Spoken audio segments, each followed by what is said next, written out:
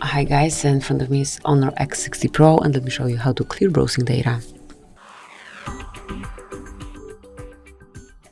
At first, open the browser that you are using, tap on more icon and mark delete.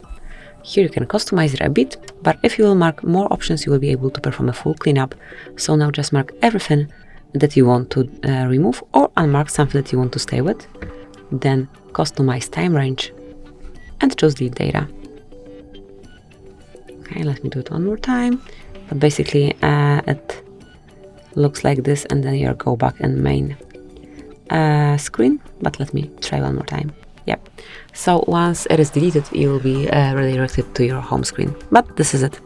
Thank you for watching. Please subscribe our channel and leave the thumbs up.